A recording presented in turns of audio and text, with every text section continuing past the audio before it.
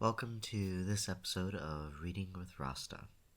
Today I will be reading The Next Witness by Kirstyn Petras. Chapter 1, April 2093. Alexander Covington leaned against the metal rail, a flask in his hand. He had left his car parked on the side of the bridge, not bothering with the hazards. At this time of day, who is going to disturb him? Dawn light peeked over the horizon, casting a pinkish glow on Alexander's skin. He lifted the flask to his lips, the alcohol burning his throat. He wasn't aware of the taste, more so of the way it made his hand stop shaking. His hair had gone almost entirely gray these past months, his jacket hanging off his bones. "I don't know why you wanted it to be here," he said, speaking towards the sky. There were so many other places, so many other ways. No one answered him. The sound of a car driving past, the only response. I thought about writing you a letter." Alexander half laughed, blinking away the tear forming in the corner of his eye. "Like she does, but I seemed to..." He didn't know the word, and he let it go. "I started one about 5 times, but anyway," he shook his head. It would feel like I was saying what she did made sense." He looked down at his fingers clasped around the flask. Another car whipped by, and he could feel the wind against the back of his neck. He was talking just to say something, and he cleared his throat. He still wasn't sure why he was doing this. "I know we were hard on each other, but..." He ran a hand over his face. I think..." He stopped again and took a breath. "It's not like it matters." He looked over his left shoulder at the small metal canister by his elbow. "And you had fucked up tastes in France." He took a smaller swig before tilting the flask upside down and letting some of the contents fall into the water below the bridge. I think I'm glad I knew you," he said. "Though I'm still not sure if you deserved better, or if this is too generous." Alexander opened the canister to the pile of ashes inside. He stuck his finger in his mouth and held it out, feeling for the wind. He held the canister out over the side and tilted it so the ashes tipped down towards the river. He watched as some were carried away by the wind, lost to the currents they could not fight. Alexander tried to hold up the flask once more to the sunlight, but his arm did not want to lift, energy failing to move his limb. He shook his head, hunched his shoulders against the cool morning air, and turned his back to his car, away from the water below. Chapter 2. June 2092. The music started softly, a guitar and bass playing a mellow tone. Melody paid it little attention, staring blankly out the window. It was open, trying to coax in a non-existent breeze. The summer air was stagnant around her, sticking to her skin, making her lungs feel heavy as they worked to inhale against the humidity. The boy, she had already forgotten his name, straightened up from the speakers, wiping the remnants of white powder away from the bridge of his nose. He took a step, so he was standing behind her. "What are you looking at?" he asked, craning his head down so it was all but resting on his shoulder, wrapping an arm around her waist. "Nothing," Melody sighed, leaning her head against his chest. "Good." He began kissing up her neck, and she closed her eyes. The sirens blasted, covering the music. The boy pushed her against the wall as they kissed. She started unbuttoning his shirt, focusing on his lips, his chest, anything to block out the blaring sound outside. The inhuman voice. "Curfew is in effect. Curfew is in effect." Melody placed her hands on the boy's shoulders, steering him towards the bed. He fell back, and they broke apart as she removed her shirt. Her skin shone in the light of the window, a bead of sweat running down between her breasts. He reached for her, his hands pulling her on top of him, her mouth trailing down to his chest. His lips hovered at her ear, whispering nonsense words of desire. The siren burst the night, serving a final warning shot. The boy flipped Melody over and started to remove his jeans. He looked into her face, a slightly vacant smile on his lips. He started to kiss her neck again. The noise outside was gone. All she could feel was the steady thrum of music, her breathing, his lips, and his teeth on her skin. She reveled in the near silence, wrapping one hand into his hair and the other digging its nails into his back. She relaxed onto his arms, letting herself drift until the sound of screaming pierced the air. No, I'm just going right there, I'm sorry." The man outside screamed again, his pain audible to anyone on the block. Melody tensed underneath the boy's body, her eyes flickering open, looking towards the window. "What's wrong?" he asked, leaning back to look at her. Melody grimaced, but let her hand linger on his back. "Bit of a mood killer, don't you think?" "Oh, yeah." He leaned over her towards the bedside table, picked up the remote, and aimed at the speakers. The volume of the music, the bass increasing, and he tossed the remote aside. "There," and he leaned down towards her again. She closed her eyes and focused on him, her heartbeat, and the feel of him around her. She hardly even noticed when the screaming faded away. The clock was ticking on the wall, the second hand moving in time with the dull thud in the front of Melody's head. The clicking of Lucy's pen had joined about 3 minutes ago, every other tick matching with the retracting or emerging pen tip. Melody stared at the document open on her computer, the words against the translucent glass screen blending into cacophony of nonsense that made her brain feel too large for her skull. She couldn't even blame it on a hangover. It was just the morbidity of this assignment. Her phone had rang almost the second curfew was lifted, a frantic Lucy on the other side already scrambling to sort out the budget proposal changes that their boss, Senator Arsham, was submitting to the Government Affairs Committee. "And we still have to get that speech ready for the amendment hearing, and he sent it all to me at 2 a.m. asked why it wasn't done, and..."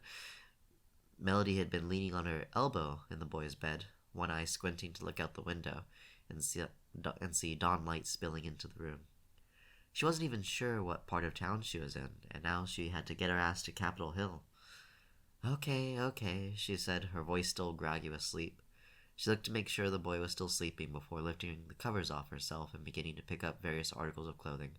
"I'm on my way." "Thanks, Mel." Lucy sounded like she was about to cry. "Just hurry, please." "Yeah." Melody had hung up the phone, grabbing her things as quickly and quietly as she could. She hadn't wanted him waking up, didn't want him asking where she was going or pretending to care. She had slipped out of the bedroom into the bathroom, looked around at the shower desperately, in need of a clean. She had found a towel on the back of the door and some soap on the edge of the limb. It was not ideal, she had thought, giving the towel a questioning sniff. But going into work with last night's makeup under her eyes was also not an option. And that was that. Now she was sitting at her desk with her long blonde hair in a still damp braid, wearing yesterday's clothes, which thankfully had at least included a blazer as her jacket. Clearly not how she had envisioned the morning going. Her original plan was to sneak off after curfew, though at a slightly more reasonable hour, go home, get ready, and meet Leo for breakfast. Leo's father, Greg, worked as a grocery store manager and was able to sneak primo products away from time to time. Leo had been excited that the latest batch of Canadian maple syrup had cleared customs, i.e. hadn't all been taken by Border Patrol or state patrols between the border and D.C. And he was dead set on making a giant pancake breakfast for the family. And now she was going to have to show up hours late, smelling like sandalwood and wrinkled clothes, with bags under her eyes and a pounding headache that would not be solved by Leo entering overbearing big brother mode and telling her she was being a... Well, he never actually said the word.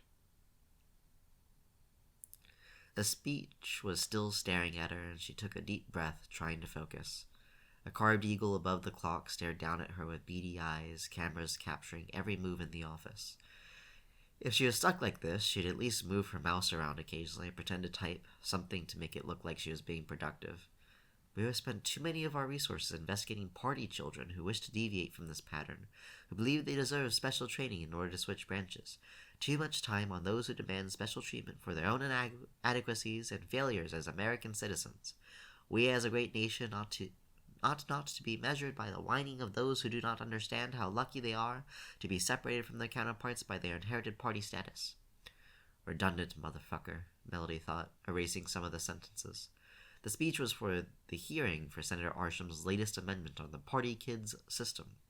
Officially known as Government Professional Continuation Strategy, the current law ensured that any child born to a parent of party status was automatically a party member as well, and should that parent work in any government capacity, their child would attend training upon graduating high school to join the same branch of government as a parent in whatever capacity they chose. However, they could switch branches if they went through extra training and proved themselves capable.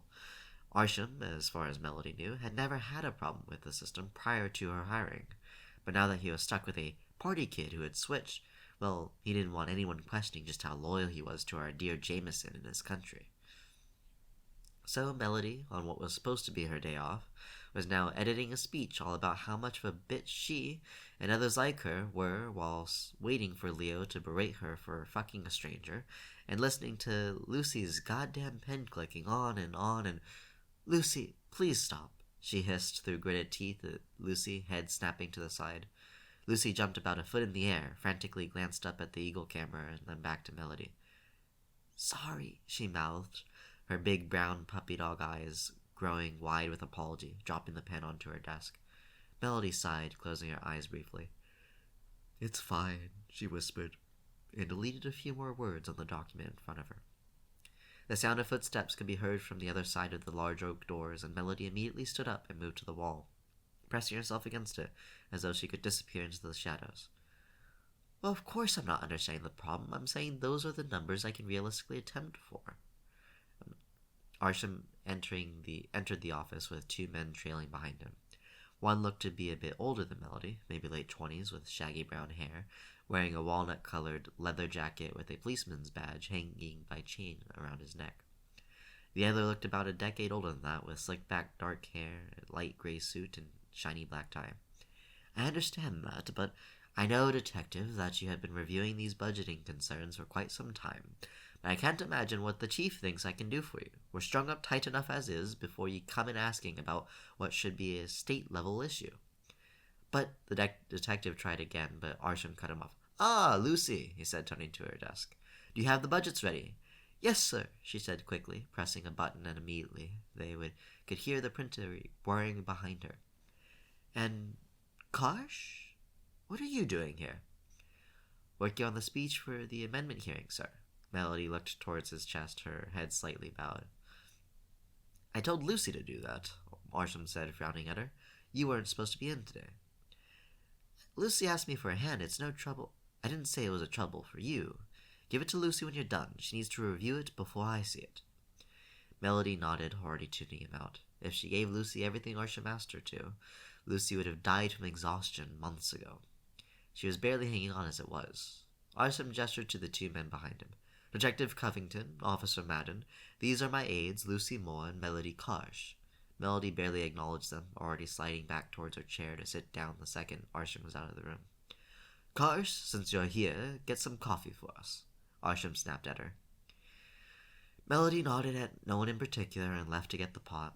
Down the hall to the right, she entered the small station room aides used for exactly this task. Melody looked through the cabinets and found one of the nicer trays, silver carafe, white porcelain cups and saucers, and little spoons. While she waited for the coffee to brew, she set the little bowls of sugar and artificial creamer before pouring coffee into the carafe and set some shortbread cookies on a plate. Tray set, she carefully walked back to Arsham's office, knocked lightly twice, and entered. She made to walk in and out, setting the tray down as quickly as was safe. Covington and Arsham didn't pause the conversation, continuing on about rising crime rates or something similar. She couldn't quite tell. Officer Madden was already reaching for a cup as she straightened back up. He looked at her, his green eyes meeting her blue ones, and raised the cup slightly towards her, a silent gesture of thanks. She gave him a nod and turned back around. Melody closed the door to the office behind her and leaned against it, letting out a sigh before returning to her chair. Lucy inched her chair a few inches towards Melody, turning slightly. Melody? Melody gave her a quick look. You okay? She nodded, her eyes back on the screen. Do you know them? Lucy asked, head tilting back towards Arsham's door. Melody shook her head. Seemed kind of harsh, I guess, Lucy frowned. Melody nodded. Yeah, a little. The words on the screen were blurring again, and she shut her eyes tight, squeezing the lids together. She opened them, willing herself to focus to get through the next however many pages as quickly as possible. Melody knocked on Leo's door, already picturing the exasperated look that would greet her on the other side. He opened the door after the third knock. His face, young for a 21-year-old, had fallen from a bright smile into the scowl he reserved only for her. She could spot a few bits of egg in his short, untidy brown hair. He wasn't all that much shorter or taller than her, but in this instance, the few inches made her feel like he was towering over her. He raised his eyebrows, taking in messy, now quite frizzy braid, her wrinkled clothes, the makeup-free face. Save it, he sighed. Come in. He held open the door for her, and she slid past him. The smell of pancakes greeted her, stacked up in a pan. The rest of the white and baby blue kitchen had been destroyed by his cooking. A stack of fried eggs sat on a plate. Dishes were piled everywhere. Batter and eggshells littered the countertops. She reached up to his hair and pulled out the bits of food. You didn't finish cooking yet? I didn't know how long you'd be, he shrugged, moving back to the stove where a couple pancakes sat bubbling in the pan, just waiting to be flipped. Besides, it's been too hot. I've been doing it in bursts. Sure. She sat down at the table. Where are your parents? I thought they were joining us. Dad had the afternoon shift, so I made him something earlier. The mom had been working on campus all day, too. Liz went in on a Saturday? Liz was an art history professor at American University. If she was working during the weekend, it was grading papers in her armchair with a gallon of coffee by her side. Yeah, Mom wanted to switch some of her lesson plans around, so they have to approve it before Monday, he explained. American added a course to her schedule 2 weeks before the semester started. They didn't approve the old instructor's syllabus and fired him, so she's basically been building the class along all week by week. That sucks. Oh yeah, we'll have wine ready for her when she comes home. Leo placed some pancakes and eggs on a plate and handed it to Melody, who was distracted from his story by the glass bottle of syrup sitting on the table. Oh wow, you actually did get it. Leo grinned. Dad managed to sneak it out yesterday before it went on the shelves. Melody took the bottle and poured a tiny amount onto the plate. She then picked up the plastic bottle of imitation syrup and poured a much larger amount. She cut a piece off of a pancake and combined the two together on the bite. She smiled at him as he did the same. He stared at her hard for a moment. She was pretty sure if he could, he'd be sniffing her like a bomb-sniffing dog. Sean again? Melody shook her head. Don't know his name. Ryan, maybe? You know you're being stupid. I made a note of it. They looked at each other across the table. Fine, he sighed, taking a large bite. Fine, she echoed, staring down at her plate. They had this talk before. The conversation was as repetitive and familiar as a game of catch, and if they let it continue, never ended in a pleasant manner. And she was really, really not in the mood for his moral righteousness. Leo took a breath and cut another piece of pancake off. So how was work? Melody felt some of the tension in her shoulders release. Sooner this fucking hearing is over, the better. Maybe then he'll stop trying to convince everyone he's not to blame for getting stuck with the devil's daughter. Leo snorted. Yeah, I was going to say, those horns are really protruding today. Melody stuck her tongue out at him. Mature, he laughed.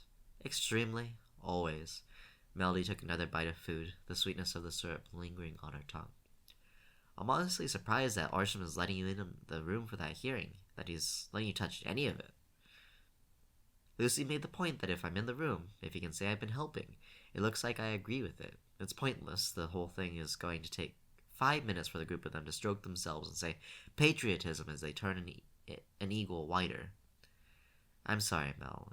You'll stick around tonight, right? We'll watch a movie or something, snag some of Mom's wine. It'll be fun.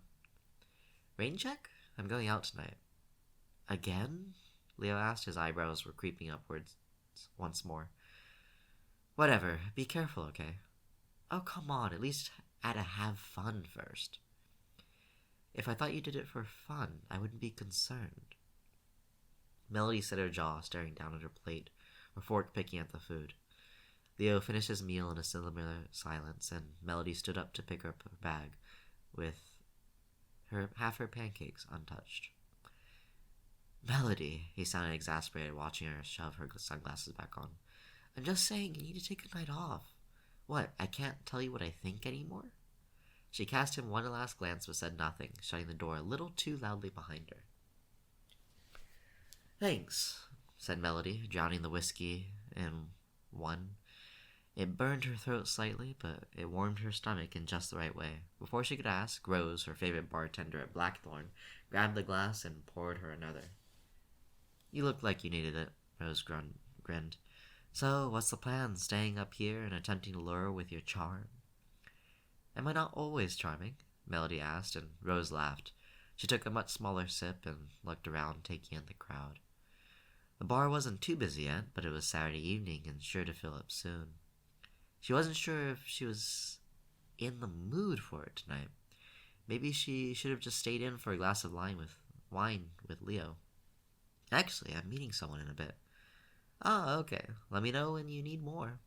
Will do. Melody smiled and slid off the bar stool, walking over to a table close to the entrance to the bar. She did like this spot. It was close to home, and she had been coming here so long that they never bothered to check her ID anymore. She leaned against the leather of her seat and checked her phone. Sean was running late, as he often did. On cue, her phone started vibrating. Hello?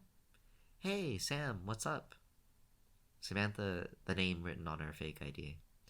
No one here had ever called her Melody.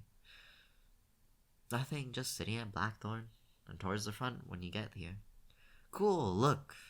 I know this probably isn't what you had in mind, but can a couple of my friends join us? Sean's voice had lowered, and she suspected they were nearby. One of them, he's been having a really tough time at work. I mean, you didn't want us. I mean, we're... No, I get it. Yeah, it'll be fine. But we can go a bit early then, yeah? Not really up for that much socializing, you know? Yeah, all good. We'll just be another minute. Cool. See you in a bit. Melody sighed. It was true. She didn't exactly let these guys say that they were dating. Mostly because she didn't consider it dating. And she didn't like others being brought into it. It tended to complicate matters. More people to lie to, more fake names, fake pasts, all of it. She considered just getting up and leaving, but she didn't want to risk running into them on the way out. Besides, she did want his company tonight. Sean came in, immediately spotted her, and smiled. As he waved to the people coming in behind him, Melody felt her chest constrict. There were very few times in her life where she had thought to herself, so help me, Leo was right. But watching Officer Madden walk into the bar next to Sean broke the top 5. Easy. Madden brushed his hair out of his eyes, looking around the bar as another guy Melody had never seen took the seat diagonal to her. Sean came around to her side of the table and gave her a quick kiss on the cheek. Madden met Melody's eyes for the briefest moments before saying, Looks like she's already ahead of us. I need a beer. Derek, what about you? Oh, Sam, said the other boy. Sean? Yeah. Oh, Sam, this is Logan and Derek. Guys, this is Sam. Sean gesturing to Officer Madden and then the other boy. She focused her attention on Derek, and she forced herself to return his smile. Fear pulsed through her as she gave Logan a brief, half glance of acknowledgement. I'll go get this round, Sean said, noticing nothing. You need anything? He asked Melody, who shook her head. Derek stood too, offering to help him carry. Melody opened her mouth to say something, but closed it again, instead focusing on her drink and avoiding Logan's eyes. So you're the Sam I've been hearing about? Logan asked. She barely nodded. The 23-year-old accountant he met, 3 months ago? He asked, and she nodded. I happen to know Arsham's assistants are 25 and 20, he said, tilting his head to the side. So I'm guessing you've got a damn good fake. She knew she had to respond, but it felt like the words were stuck in the back of her throat. Are you going to speak? She thought she heard laughter in his voice. She managed to look up at him. If you're going to arrest me, then you might want to do it now before he wastes his money, she said quietly.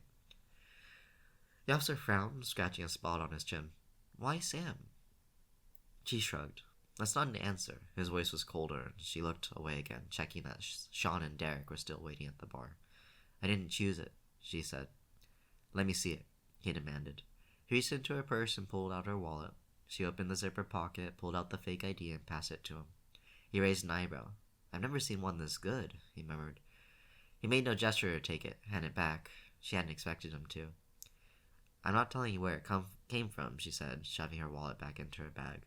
She wasn't sure what he was doing, why he wasn't immediately taking her in. I won't ask you to, he stared at her, though I am curious why, as a party member, you'd risk this. You know it's an offense to lie about party status. If anyone found that, investigation for espionage and treason would be the least of your concerns. Anyone else? She couldn't keep the hope out of her voice. More questions were forming in her mind, but hearing the others came back silenced them. Sean handed Logan his drink. Thanks, Logan said, as though nothing odd had just happened. Appreciate it. Yeah, well, after the week you've had, Sean sighed. Yeah, what's happening? All I've heard was Covington's been on your ass, Derek said. Well, that's pretty much all there is to it. He's still pissed he's got some junior to take care of when he's just made detective. Wants to deal with big cases to cut his teeth, but they stuck him with training me, Logan sighed. He's basically just been given research assignments and begging Congress for more money since he was promoted. Judicial branch bitch work, essentially, most of which keeps trying to filter down to me. Derek sighed. You knew this could happen when you went for a judicial, though. Logan's a party kid, Sean explained in response to Melody's quizzical look. Yeah, his parents were an executive, Derek said, but he went for a judicial instead. Ah, she said before taking another sip. She wasn't sure how people outside the party system normally reacted to that information. She didn't want to risk too strong or too weak of a reaction. Drinking more seemed easiest. You had a meeting on the hill today, didn't you? Sean asked. How'd that go? Logan's let out a snort. Yeah, so Senator Arsham, the guy we were meeting with today, is on the Governmental Affairs and Crime and Terrorism committees. He said that if Covington helped him to do some research for this bill he's proposing, he'd lobby crime and terrorism for D.C., getting some more money from the federal budget. I sincerely doubt he's going to do it, but our captain told Covington to agree, and that's the end of it. He met Melody's gaze out of the corner of his eye and continued, Arsham's bill would take out the option for party kids to switch branches. One of his assistants switched. Her dad was in judicial. Arsham fucking hates her. He lets out a half laugh and took a large sip of his drink. Wait. Derek looked confused. Is he having you research his assistant? Melody chose not to look at Logan, instead casting Sean a quick glance as his hand rested on her thigh. No, not yet anyway, Logan said. He's just having Covington get him whatever stats he can about party kids who switch. He's afraid if his assistant is arrested, it'll look bad on him for not catching her himself. So we're leaving her alone. Melody didn't dare let out the sigh of relief she desperately wanted to, instead taking a long sip of whiskey. You know, I do need another, she said. I'll be right back. She stood up from the table and walked quickly over to the bar, catching Rose's eye. In far too little time, she was making her way back to sit beside Sean and was more than a little annoyed to hear they were still talking about the amendment hearing. She'd had more than enough of it today. She looked up at Sean and leaned in close to his ear. A few whispered words, and his fingers were trailing towards her inner thigh. Soon, he said quietly. Very soon. She gave him a smile, trying to tune out Derek, who, for goodness knew what reason, was still talking. What's even the point of that bill, Derek frowned. If it's already such a bitch to switch branches, then there can't be too many people who'd even want to try. Why take away the option? Derek. No, I'm serious. Why be such an asshole about it? Does he really think that's how government is being infected? Kids trying to do more work? Derek! Sean hissed, but Derek wasn't listening. Melody's nerves were already on edge, and they couldn't risk any more attention being brought to their table. She caught the gaze of one man looking directly at them. He looked away when she made eye contact, but she knew he was still listening. This fucking system, getting all these party kids to sell their souls before they're even born. But Logan kicked Derek under the table, finally silencing him. Sean scowled, staring daggers at Derek. Melody cleared her throat and tried to tilt her head towards the man listening. Derek's face grew slightly red. He spoke quickly and a bit more loudly. I'm sure it's all in the best interests. President Jameson is a visionary in that sense. Damn if that isn't true, said a different man at the next table, raising his glass. Logan copied him and began to yell, To the President! To the Stars and the Stripes! Everyone began to stand, shout along with him, To the Eagle and the Land! And everyone drank as one. Melody relaxed a bit as the other man settled comfortably back into his seat. She looked over at Derek, who was gulping down his drink. Logan was pointedly avoiding her gaze as well. Sean still glared at Derek, and Melody excused herself to the bathroom to escape the awkwardness of the table. You good? Sean asked her as she lay back against his pillows, staring at the ceiling. She was leaning against the window, rolling himself a cigarette. What was up with Derek? She asked. Nothing, he said bluntly. Yes, Logan started the toast out of sheer patriotism, not to help cover his friend's ass. Sean snorted at her sarcastic tone, but wouldn't meet her gaze. He's got what? Look, we don't really talk about it, but we don't shut him down either unless there was something on the tip of his tongue, and she knew she could probably pry it out of him if she tried. She felt he liked enough to tell her his thoughts, but she didn't like to think where the conversation could lead if she could stay in character, or how she'd start digging into it. Melody decided to let the silence hang in case he felt like saying anything else. Eventually he continued. His grandfather was alive when, the war happened. He fumbled with the cigarette, the cream of the paper contrasting with the darkness of his skin. She stared at his fingers as they tried to roll the paper and not lose the tobacco. She held out her hand to him, and he placed it in her palm.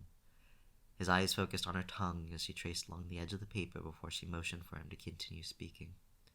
I guess, he didn't really talk to Derek. He was smart enough not to, but it seems he let things slip out here and there, and it got into Derek's kid brain. Derek's usually smart enough to not talk about it in front of people, and sometimes... Sean paled, and she could see fear flit across his eyes. She handed him back the cigarette, but he didn't immediately light it. He held it up to his mouth and shook his head. He placed the cigarette in the ashtray on the windowsill and sat back down on the bed beside her. His arms wrapped around her shoulder, his thumb rubbing a circle on her skin. I don't know, the guy is an idiot. Besides, I can think of something I'd much rather be doing than talking about him. He bent down to kiss her, and she closed her eyes and let him. The buzzer sounding in the morning was nothing short of a foghorn in her ears. Melody picked herself up from the couch, knocking over a bottle in the process. The sound of it smashing down did nothing to help her head "Oh, fuck off," she muttered as the buzzer screeched through the apartment again. She stumbled to the phone and grabbed it in a frantic attempt to stop the noise. "What?" she hissed. "Melody, open the damn door." It was Leo.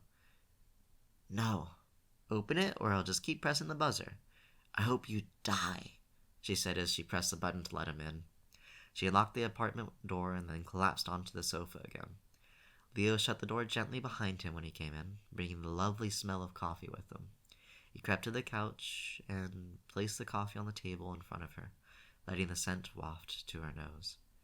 "You gonna tell me what happened?" he asked. She made an incoherent grunting sound. "You know I shouldn't be nice to you. You're supposed to text me after you go out that you're alive. I had to call your office, and Lucy told me that you'd called out today." "Yeah, they took my Saturday. You never call out sick. What's going on?" "I couldn't go back to the office yet." "Why?" "It's complicated." She pulled over a pillow over her head and rolled over. "You know I'm just going to stay here until you talk." "Unfortunately, yeah, I do." "How bad?" he asked. Melody shrugged, though the gesture lost most of its effect hidden by the cushion. "That doesn't answer the question." He pulled the pillow away and glared down at her. A detective and his junior came into the office Saturday to meet with Arsham. Was introduced to them. Turned out the officer is friends with Sean. The officer and this other guy, another friend, tagged along for drinks. He knew my name's not Sam, took my ID. He didn't out me, but he knows something's up. Him and his boss are working with Arsham doing research on the Party Kids amendment. Arsham had told them to leave me alone, but who knows if they listen to him or if Arsham will change his mind. So yeah, I've been hiding. Happy? "No, you idiot, I'm not happy." Leo grabbed her arm and pulled her upright. "So instead of calling me so we could sort this out, you spent the entire night drinking?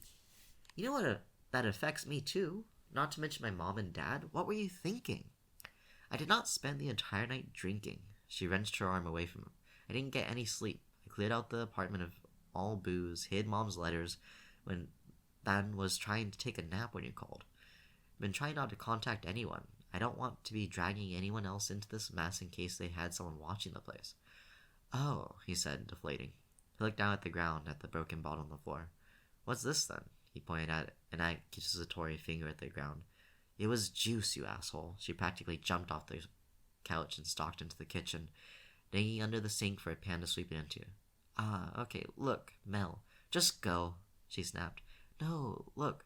No, you look. I'm not dealing with you accusing me or yelling at me about this or any of it right now, okay? I was going to check in a few days after they had plenty of time to decide whether or not to go pounding down my door. So if all you're going to do is condescend to me about things I already know, you can just fuck right off, Leo." She knelt down and started to sweep the pieces of glass into the pan. He didn't move for a few moments, but then spoke again. "Melody, listen." She glared up at him, her look making him stop mid-sentence. "Go," she said again, turning her gaze back to the floor. He waited another moment, but when it became clear she had nothing more to say, he started for the door. She dropped the dustpan and sat down on the couch. She pulled her legs to her chest and pressed her head to her knees. She closed her eyes, forcing herself to breathe. She felt herself calm down, her heart rate slow, and her breathing return to normal. She let herself linger there, safe for the moment, before returning to the mess. It was true that she had gotten rid of all the booze bottles during the night. She had left Sean's apartment as soon as curfew had ended, and she had come back to pace around the apartment. She tried to pour herself a drink, but her hands shook so badly the bottle had fallen and smashed. She had stared into the sink, watching her blood swirl in with the brown liquid down the drain. After wrapping up the cut, she had thrown everything away. Surely, if the cops came for her, any evidence against her found in the house would just make it worse. Underage drinking wasn't a major crime, but it wouldn't exactly help her case. The real problem was letters. Letters that would get her charged with treason, and who knew what else, but that she couldn't bring herself to destroy. Letters that had now been carefully hidden in files and manuals, under floorboards, in suitcases, anywhere someone might miss them until she could move them to Liz's library. Melody threw out the piece of the juice bottle and sank onto the sofa. She had forgotten about the coffee Leo had brought and saw the bag sitting beside it. She peeked inside and saw a chocolate muffin. The gesture made her want to laugh and cry at the same time. She took a sip of her coffee before setting it back on the table and picking up the remote. She flicked through the channels listlessly, settling on a cooking show. Her eyelids began to droop. The buzzer ringing wasn't quite as painful, and the second time, Melody woke up to a near pitch-black apartment and looked around blearily, trying to sort out what was happening. The buzzer sounded again, and she stumbled off the couch and towards the door. "Hello?" she asked. "Melody, it's me. Let me in, please." She heard Liz's voice through the intercom. She immediately pushed the button to give her access and turned on the lights. She frowned, looking at the cold coffee on the table, and was throwing it down the sink when she heard Liz knocking. She tossed the cup into the trash can and opened the door. "Hi," Melody said, standing up to the side to let her in. "You look terrible," Liz said bluntly, turning on the air conditioning unit. Melody let out a small sigh of relief as the cool air blasted through the sweltering apartment. "Yeah, I'd assume so," Melody said, sitting back on the couch. "Leo told me what happened." "Yeah," Melody looked guiltily down at the floor. "Melody, give the boy a break. He's an idiot. I know that better than anyone. I tried to raise him to be smarter than that, but what can I say? He's as tactless as his father." "I know, I'll call him later." "Good. Anyway, I mostly came to give you this. Leo said you'd need a new one." She reached into her purse and pulled out a card. She handed it to Melody, who took it and looked it over. "Katrina Allen? We weren't going to give you the same name, were we?" "Thanks, Liz. Don't mention it. Keep it safe." She planted herself firmly on a chair. Her short brown hair fell over her right shoulder, and she set her two thin arms on the armrests, giving Melody a piercing look. "Now, what do you think the situation is?" Melody ran her fingers through her hair. "Honestly, I'm not too sure." She told Liz the story and everything it seemed Logan had been trying to tell her. "It was that last guy, though, Derek. I could see it. Logan and Sean were both trying to protect him. He didn't seem exactly happy." "Exactly. Derek seemed like he was going to talk more, not favorably about the party system. He clearly felt bad that Logan was taking shit for not going to the same branch as his parents, but..." "Were you overheard?" Liz looked concerned. "Kind of. When he started really going for it, this one guy at the next table started listening in. We all tried to shut him up. Derek finally caught on and changed tact, saying Jameson was a visionary. Logan started the toast." "Good call," Liz nodded. So then what happened?" "Well, I asked Sean about it that night, and all he said was that Derek has ideas, and then he tried to stop the conversation. But I think there's more to it than that." "What makes you say that?" "Logan's a cop, and Sean's had family arrested and killed before. It can't just be that Derek is only one of them who doesn't like what's going on. Otherwise, Logan would have arrested me straight away, especially if he thought it would get his boss off his back." "You sure about that? It wasn't just that he didn't want to arrest you in front of Sean? It sounds like Sean is getting pretty attached." Melody scrunched her nose. "I made it clear to Sean that there's a firm limit to what I want from him. So I would hope not. I don't understand why he let those guys tag along yesterday anyway." Maybe he was trying to find an excuse for you to meet his friends? Don't tell me that. Liz smiled softly at her as Melody lay her head on the side of the couch, then said seriously, I think you should make contact again. What? With Logan. Get his story, see what he wants, if he wants anything. We need to make sure we're safe. You think that'll be safe within itself? Not particularly, but they haven't torn down your door yet, and just in case, you know the plan. Yeah, I do. Speaking of, I have some things for your library. Liz nodded. Yeah, Leah mentioned that as well. She waited patiently while Melody collected all the letters from their hiding spaces, wrapped them in brown paper, and stuck them in the bottom of a grocery bag. She opened the fridge and frowned at the bare contents before placing an expired carton of milk and a bag of lettuce on top of them. Good, Liz said, taking the bag. I'll see you tomorrow for dinner. I'll see you tomorrow for dinner. She waved over their shoulder, and Melody managed to crack a smile. Of course. Liz closed the door behind her, and Melody looked back at the card. The picture was there, the same one from a year ago, the one that had been taken almost as soon as she'd gotten back from Quantico. She knew Liz's contact worked fast, but she was still surprised. She suspected that Liz had always had more than one, just in case. Almost unconsciously, she turned back to the TV, changing it over to the news. And today, President Jameson, in a meeting with his cabinet, discussed the distribution of funds to the reconstruction projects of Chicago and Boston, the reporter began. Melody changed it to a show she had seen before, a mindless sitcom. She let the colors blur before her eyes, lying sideways on the sofa, seeing no reason to move. The sirens blasted, filling the air with pulsing, mind-numbing noise. She closed her eyes, taking a deep breath in and out.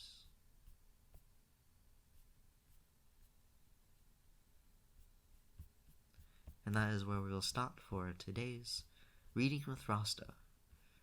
That was The Next Witness by Kirstyn Petras. Catch you all next time.